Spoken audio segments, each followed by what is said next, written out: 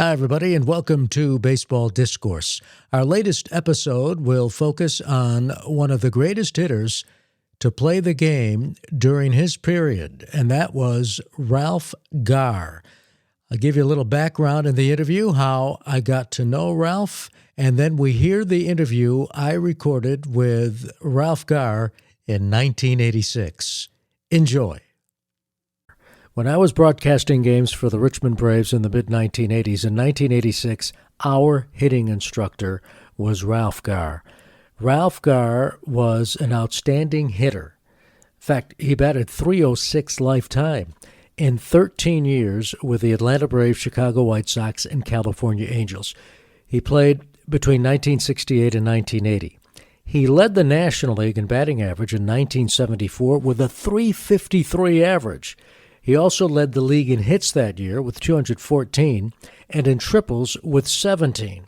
Now, you look at his entire career, his entire 13-year career. In 5 of those seasons, he batted .300 or better. In another season, he hit .299, and that's the year he had 668 at-bats. He had 4 seasons when his at-bats exceeded 600, and he had 3 seasons when he had 200 or more hits, 1971, 1973, and 1974 when he won the National League batting crown. And in 1972, he had 180 hits. The man knew hitting. He knew how to teach hitting. And maybe it's not a coincidence that in 1986, the Richmond Braves, at the time the AAA affiliate of the Atlanta Braves, won it all with Ralph Garr as the hitting instructor.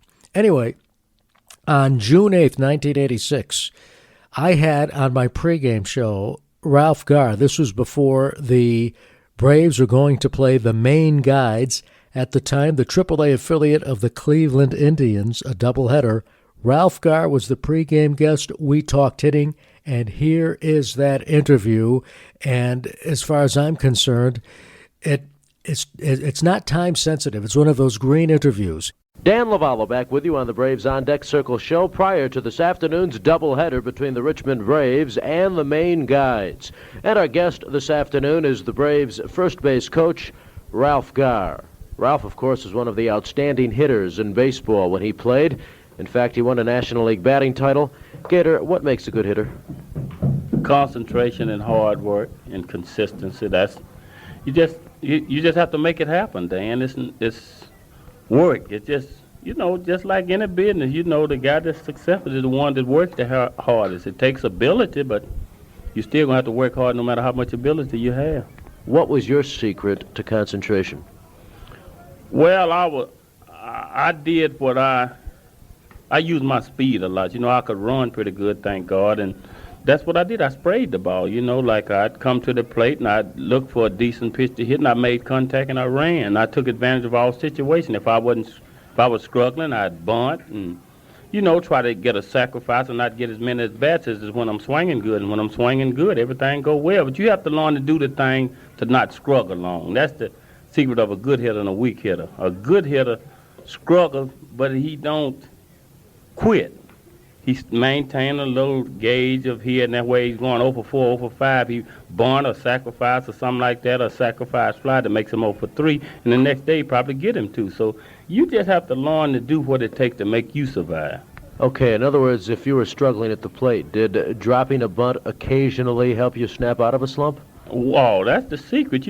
As you notice, you watch the game that even we've played. A lot of games where the man was on first base or second base, the third baseman be back on the line, and not saying that guys should do it, but I think if they're giving you a hit, Dan, if you just bunt the ball that away, you can walk to first base. But you can't wait for nobody to tell you that. You know what I'm saying? So a guy can score from third easy, but it's hard for a pass ball to score a guy from second. But if you get a guy over on third, you can pass ball or anything can let him score. So it's instinct. You know what I'm saying? It's something you can't teach a guy. So the first law of nature is self-preservation. And if you don't go out there and try to help protect yourself, it's going to be hard for you to protect your team. You mentioned being a spray hitter. When you got a pitch, let's say, from the middle of the plate out, did Ralph Garr go with it to the opposite field? Oh, yes, I had to. I didn't have no other choice, but I looked for certain pitches in certain situations. Like when a man was on first base now, I would try to be a little more patient because I wanted to try to hit the ball in the hole, and that's a big advantage. You know what I'm saying? And a lot of times the pitchers will throw it away, but a lot of times they'll throw it in, you know. So you just have to do. It's hard to tell somebody. You know, if a man on first base in a big hole over there, you don't even have to hit the ball good. If you happen to just hit it fair, it'll go through. But, you know, it's hard to explain sometimes. But I think the guys that we have are hard workers, but it's performance that counts. Who had the biggest influence upon you as a hitter? Henry Aaron helped me a lot, and Pete Rose was one of the guys that I really respected a lot that talked to me a little bit about hitting. They never really just told me a whole lot about hitting. They said they don't let nobody change my style of hitting. See, I was an aggressive, free swinger, and they said just don't let nobody take it from you, you know, and just continue to do what you were doing, and that's the way. You know, I just kept doing what I could do, and I was fairly successful. Ralph, in reading the Sunday papers, we noticed that through games of Friday night, Wade Boggs was batting .404. Could Wade Boggs bat .400? I'll tell you, he has a lot of tools, but, you know, the games are too long and doable for a man to hit .400. See, he'll have to get 260 hits for him to hit .400 because he go to bat a lot. And he's a line drive hitter. It takes a... You know, for him to bat .400, I don't know. It would just be a miracle, you know, because he's a great hitter, but get 267 hits is a lot of hits to get there, and that's actually right smart of a man. What if he played in the National League where there are more artificial surfaces? What would his chances be of batting .400 over the course of the season? It wouldn't be too good. See, they talk about AstroTurf as a being a .400 type hitting surface, but it's not. You know, like, they would always tell me this, Ralph, if you hit on AstroTurf, you'd hit this, you'd hit that. No, that's not true. Hitting on grass is a lot better than hitting on AstroTurf. A guy can play you out in left field on AstroTurf. On grass, you know, you don't know which way the ball going to bounce. You can true run a ball on AstroTurf. You just hustle hard as you can, and you can bounce the ball to first base. You're going to get a true bounce. But when on grass, a ball a lot of hit and come up and a lot of stay down. And they can't play you back as far, you know. So the line drive that you hit that the guy knock down and throw you out on AstroTurf, they can't do it on grass. Even though the ball gets through the infield quicker on AstroTurf? Well, it get through quicker, but they can play you back so deep, and it don't take a good arm. If you bounce a ball on AstroTurf, it picks up speed. On grass, it don't pick up as much speed. And so on grass, it's just natural. You know what I'm saying? But in AstroTurf, it's artificial. Toughest pitcher you've ever faced? Well, I was a hitter that I thought all of them were tough, and on given days, none of them seemed tough to me. You know, like I just hit. I didn't look for the pitch. I hit the ball, you know, and I didn't care who was throwing it. I felt that he had to throw it over the plate. And on given days, if I'm swinging good, I didn't care if Koufax was pitching, but if I'm swinging bad, you could be pitching, you know. So I just hit ball. I didn't hit pitches.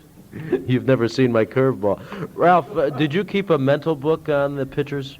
Yeah, I knew. See, that was one. Well, when I played, it was more like you knew that maybe you were gonna see Seaver, you were gonna see Koopman. You was gonna see basically 3 or 4 of the top pitchers all the time. Whereas in baseball now they have pitchers up here this year, the next year, and then they down there. Whereas when I played, most of the time, Seaver, Koopman, and Ross, them guys was going to pitch every 4 days. And Gibson, those guys, you knew you was going to get them. So once you figured out how they was going to pitch it, well, you was going to get that just about day in and day out. You know when you got a man on base, they were going with their best stuff. And you knew that when you first come to the plate, they just come right at you to get you out, you know.